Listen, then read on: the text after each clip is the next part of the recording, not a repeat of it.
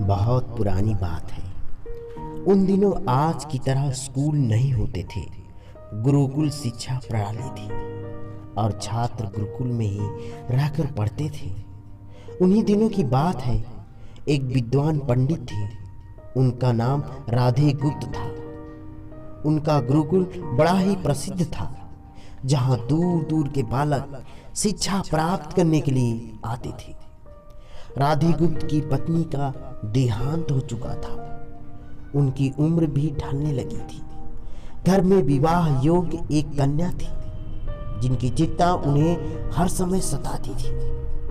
पंडित राधे गुप्त उसका विवाह ऐसे योग्य व्यक्ति से करना चाहते थे, जिसके पास संपत्ति भले न हो पर बुद्धिमान हो।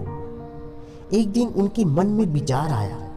उन्होंने सोचा कि क्यों ना अपने शिष्यों में ही योग्य वर की तलाश करें।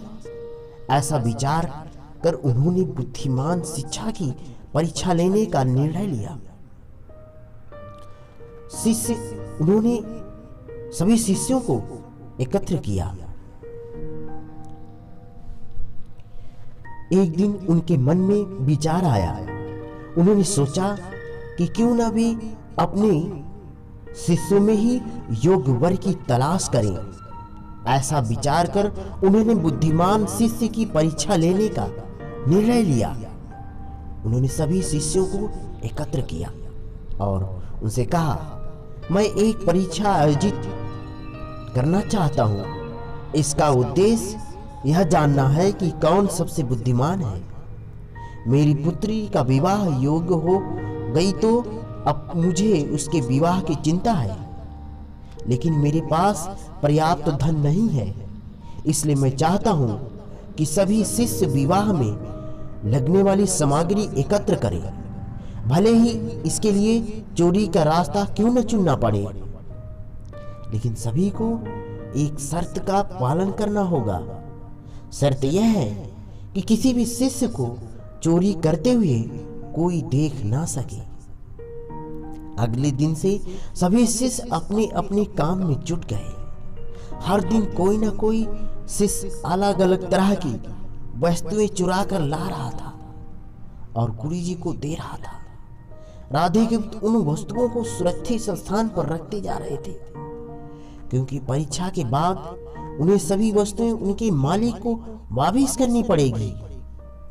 परीक्षा से वे यही जानना चाहते थे कि कौन सा शिष्य उनकी बेटी से विवाह करने योग्य है। सभी शिष्य अपने अपने दिमाग से कार्य कर रहे थे, लेकिन उनमें से एक छात्र रामास्वामी, जो गुरुकुल का सबसे होनहार छात्र था, चुपचाप एक वृक्ष के नीचे बैठा कुछ सोच रहा था। उसे सोच में बैठा देख राधे गुप्त ने कारण पूछा।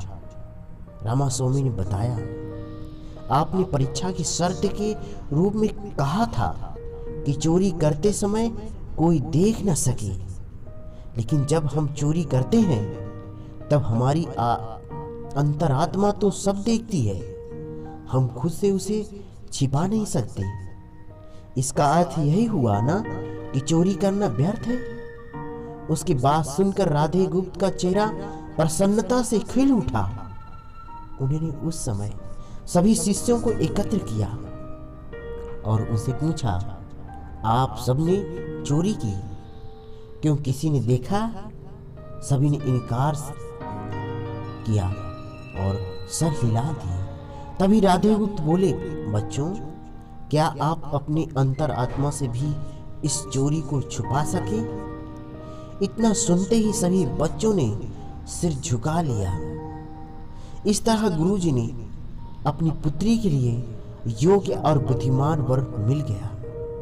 उन्होंने रामास्वामी के साथ अपनी पुत्री का विवाह कर दिया।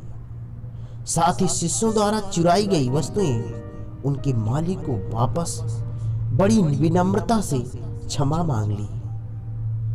दोस्तों, शिक्षा मिलती है कि कोई भी कार्य अंतर मन से छिपा नहीं रहता और अंतर मन की व्यक्ति को सही रास्ता दिखाता है। इसलिए मनुष्य को कोई भी कार्य करते समय अपने मन को जरूर टटोलना चाहिए, क्योंकि मन सत्य का ही साथ देता है। दोस्तों कैसा लगा मुझे कमेंट करके जरूर बताइएगा। बहुत बहुत धन्यवाद।